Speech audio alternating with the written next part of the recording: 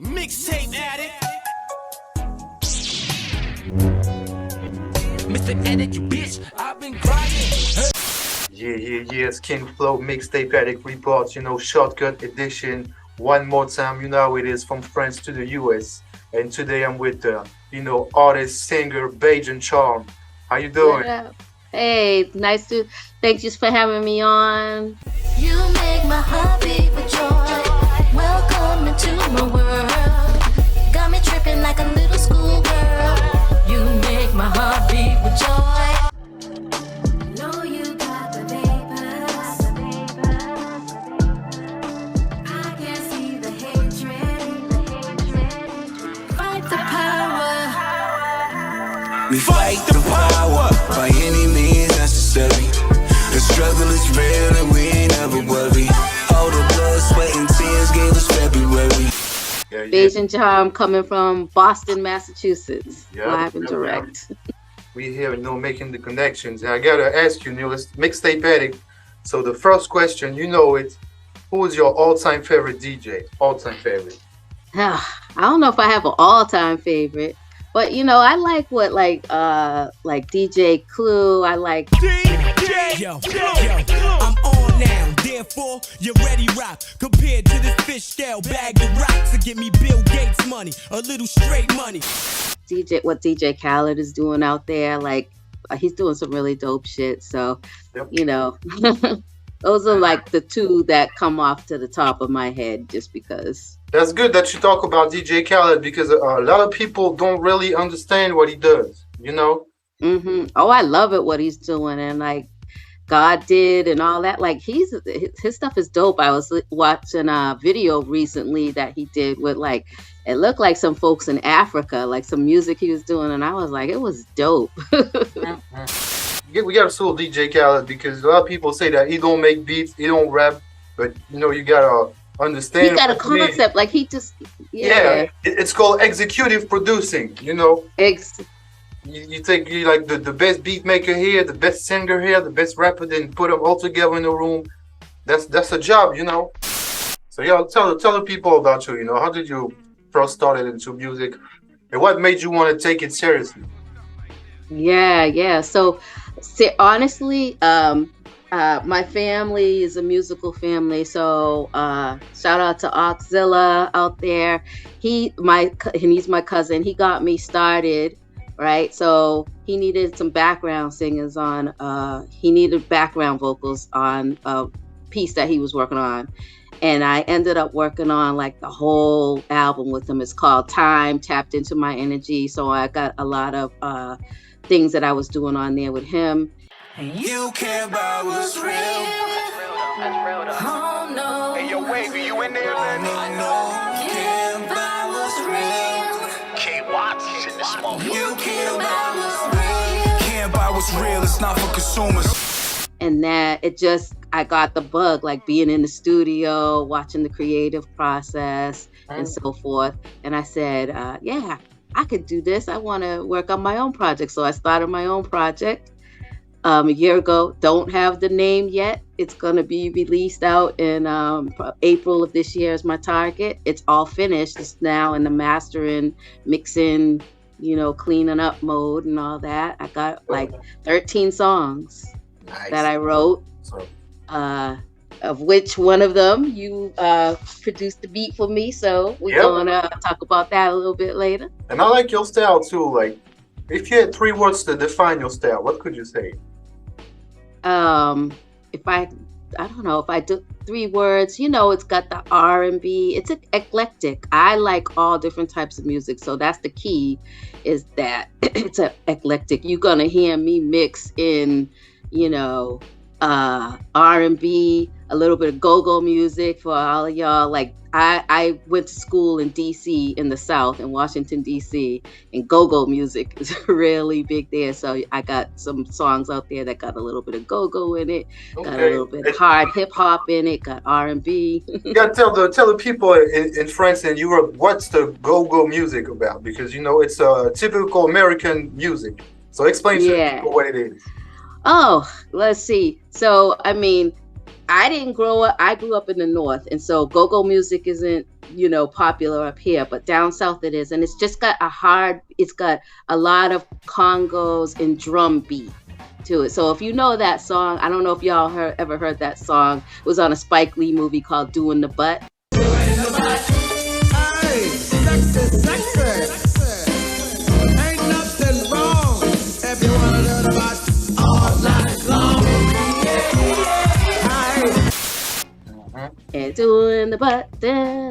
So it's got a lot of horns. It's just upbeat, right? And it's got a lot of drums to it, and snares and things like that. And it's just party music that they party to down. So would you explain that as like a mixture between funk music, soul music, and the I would say music it's a mix.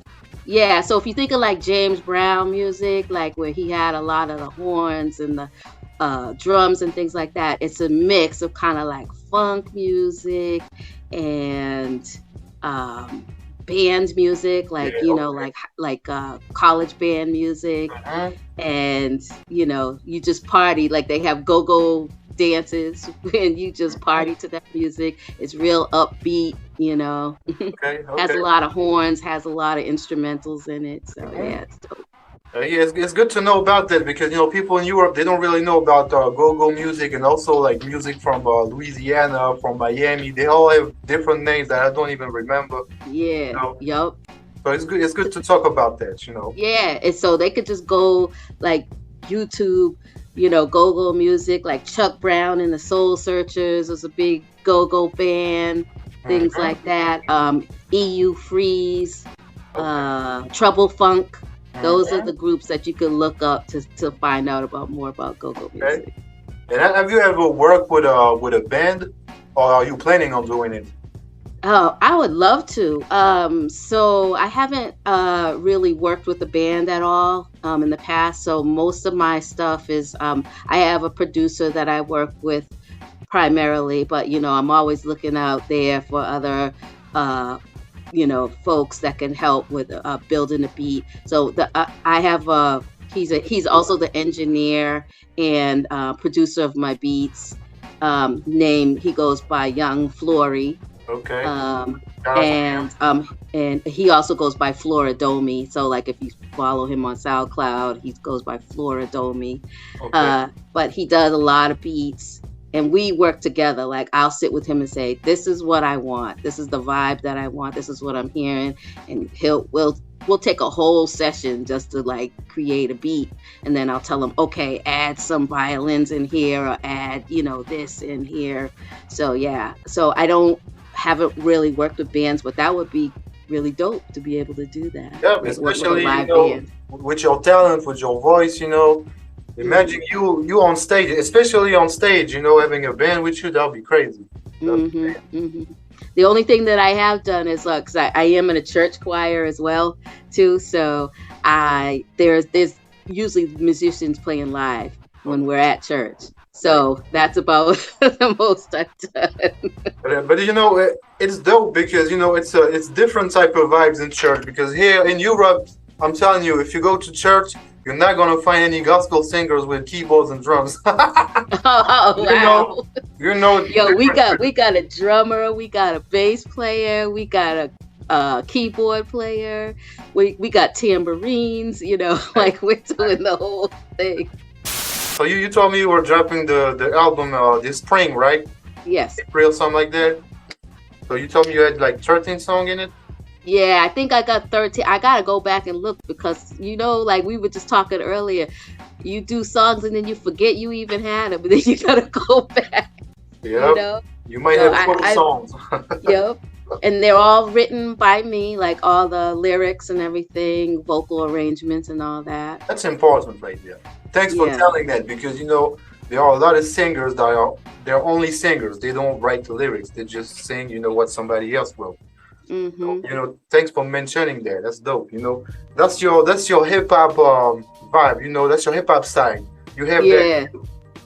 That's for real. And I write about stuff that I'm going through. So if you hear something in there, it's either something that I'm going through or I have been through, because I can't write about stuff that I like fake shit. Like there's some hip hop artists out there that'll write about shit that they didn't even go through, like shooting up places or doing this or doing that, or having the bag and they don't even got the bag. You know what I'm saying? It be like that sometimes. You know, I'll be hearing some new shit. You know, I start bobbing my head. It sounds good. Then you hear the dude say, "I'm shooting everybody." Oh, come on, man. Yeah. You never shot nobody. You know. You never even held a gun or something. You know what I'm saying? It's just like. Maybe at the gun range or some shit. Yeah, exactly. But I can't write about, like, I have to be authentic. I can't write about shit that I don't know about. Yep. And people are going to hear that. They hear the authenticity in lyrics and your voice. You know, they can feel that. If it's real or not, they'll, you know, people are stupid when it comes to emotion and shit. Yeah, yep. So right now, if I go like into your phone and check out your playlist in terms of new music and shit, what can I find? In terms of new music, I'm gonna tell you, I've been struggling with new music. You go find a lot of old school shit in my phone. Yeah, I mean, you're gonna find a lot of old school shit. Like you're gonna find like Rakim. I ain't no joke. I used to let the mic smoke. Now I slam it when I'm done and make sure it's broke. Who else would be on there? Like Missy Eliott, stuff like that. Queen Latifah. Like you're just gonna find a lot of old school stuff because maybe the newest school stuff you'll find is like Cardi B on there on my stuff, but not a heck of a whole lot. And then you'll find a lot of R&B. Not even like new R&B, new soul, new jazz music, stuff like that. A lot of it just doesn't get me. And then the other thing is, for the past year, I've been so in tune to finishing my project that a lot of the stuff on it and working with other artists locally, a lot of the stuff that you'll see downloaded on my phone is either my music or like my cousin's music, you know, like. That means you work a lot. That's good. Yeah. My nephew is also does a lot of soca.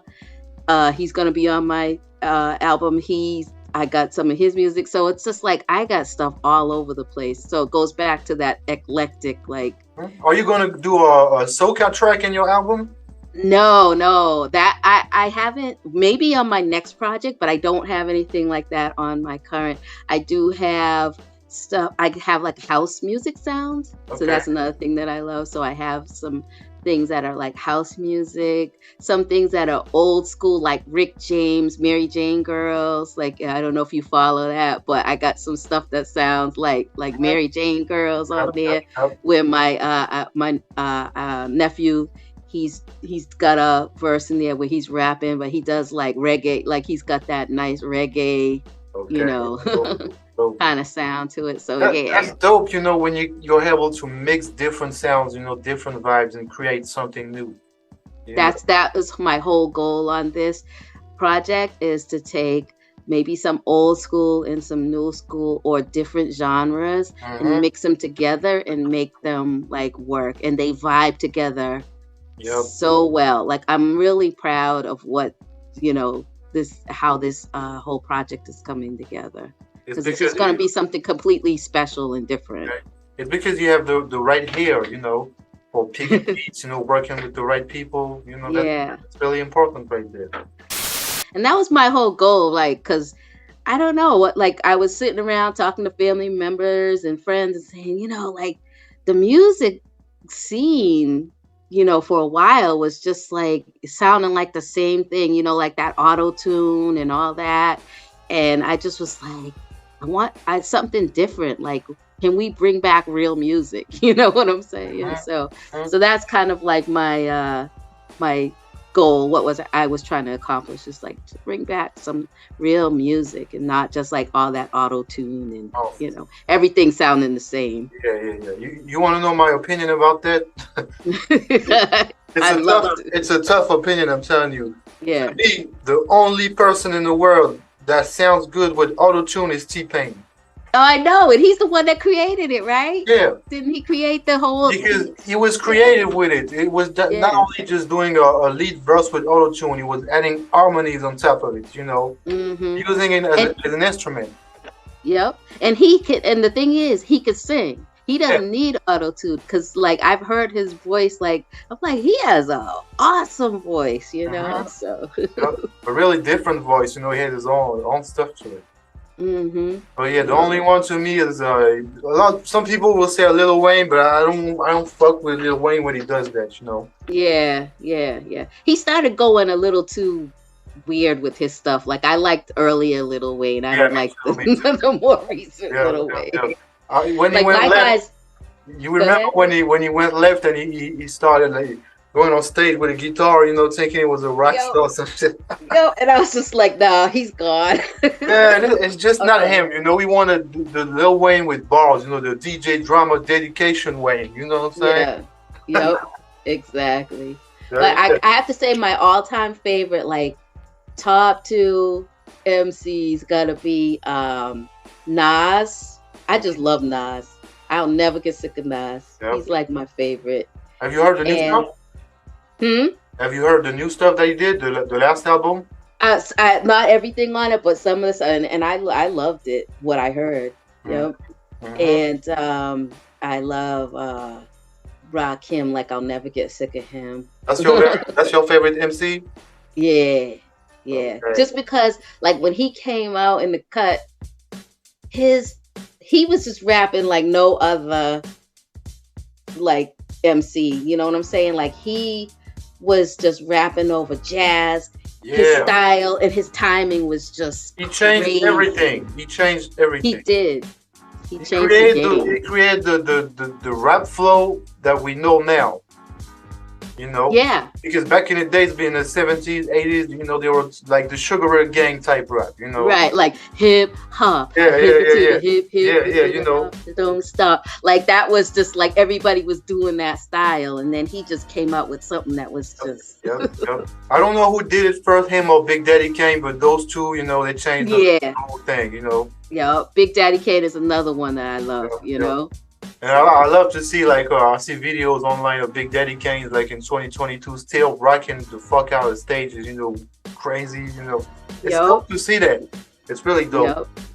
Like, you know, hip hop now, I think there's no age limits. You know, a lot of people used to say that, yeah, you too old.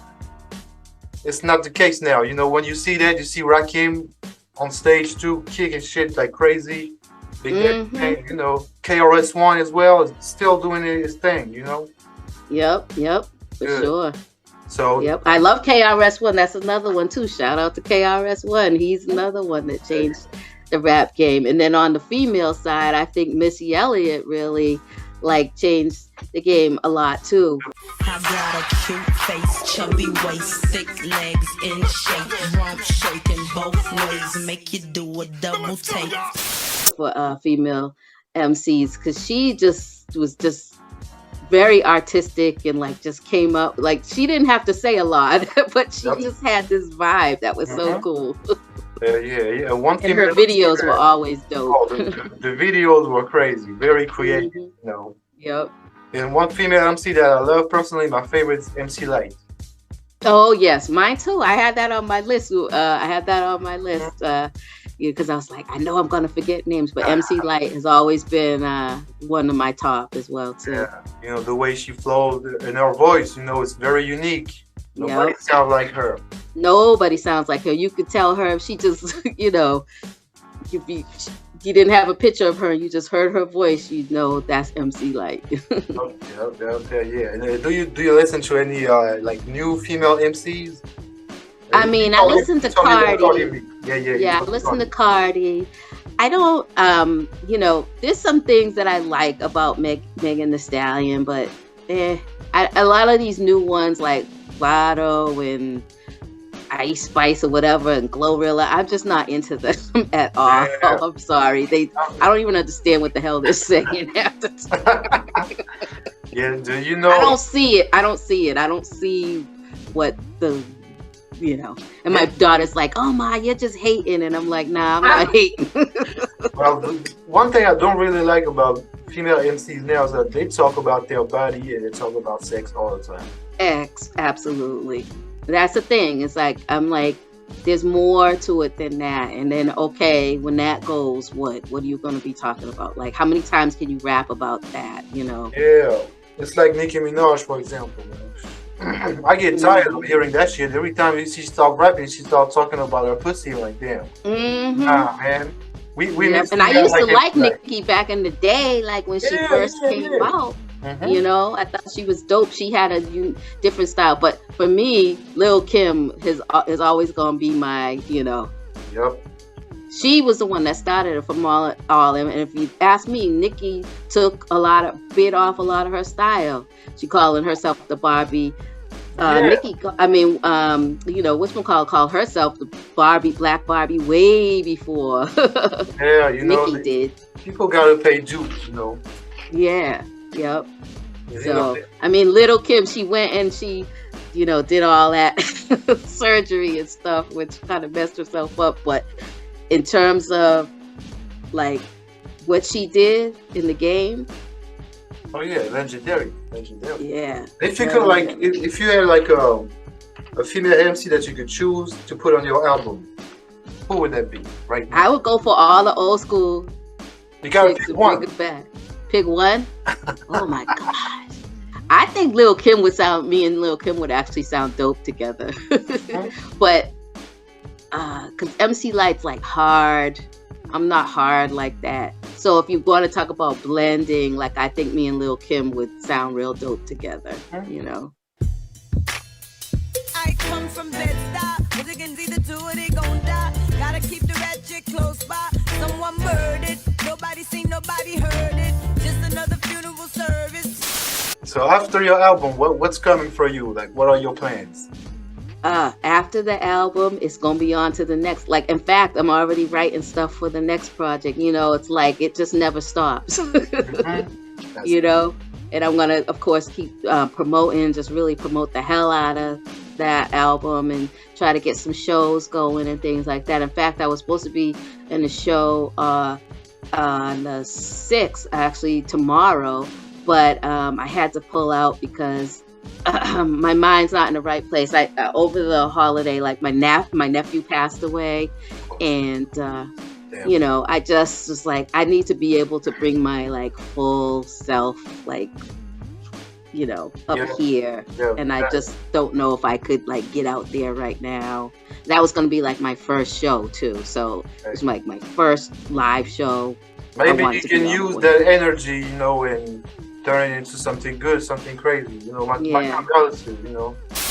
But I'll be trying to like get on, you know, promote some shows, do some things. Okay. And are you planning on coming to Europe anytime soon? I want to, man. I want to come back. I love going to UK. So I haven't been in France yet. Only time I've been to France is on a stopover at the like airport, you know. Yeah. That's that's my experience there. But I want to get over there because I love UK. There's some artists over there that I like to follow and listen to, and I just like the vibe over there. So yeah, I'd love to get over there. Let me know. You know, UK is not too far from France too. Yeah, yep. I could take a train or something, right? Yep. They got a train that go under the water. Oh shit, that sounds scary. Do you know like what the cost is to come like from UK? Because I would definitely do that. That's my next thing. I'm gonna be coming over to the UK. I just don't know the date, and because I do have. You can find some flights from the cheapest way. You gotta be using a plane from London to here. Okay. It's like I'd say like an hour and a half flight. It's like real short, you know. And it's gotta be $100, something like that. Cool. Round trip. Yeah, I'm definitely gonna try it. Maybe like, you know, next year or something. Yeah, we're gonna keep working on some magic. You know, you're gonna come in this room right there. Well, I'll have a new one when you come through, you know, building this right now, you know. Yeah, that would be so dope. Yeah, I'll bring some my friends over. We'll all come over there and we'll collab and do something. That'll be the joint. Yeah, that's the move. Yep. I'm gonna make that happen. We got smoke over here. We got drinks. We good. All right, cool. Hey, is it legal to smoke in France? No. Oh, see, it's legal here. Yeah, I know. That's why you need to come over here. Yep. I've been here, you know, been here to Providence a lot. Canada too, it's legal in Canada. Yep. You know, yep. we've been smoking, you know, we don't really care. It is Yeah. what it is. Do you have any last words, you know, for the people that watch the interview until the end? I just want to thank you guys. Listen, go follow me on Spotify. Everything is under BAJAN CHARM. BAJANCHARM. All right. Good. Go follow me Spotify. Go follow me YouTube, Instagram. You'll find me under there. I got some dope music coming out, so I appreciate all y'all support. Mixtape Addict. We here. Appreciate your support. You already know, and we got a banger, you know, coming together. I can't wait until, you know, we put that out. It's a real dope song. I loved, you know, working on it with you. Yep, same here. And we're gonna do many more. We can do many more. Yeah, you know, we ready. We over here. And thank you, you know, for being in the Mixtape Addict show. Appreciate you, BAJAN. All right. Peace. Take care. Peace out, everyone. Peace.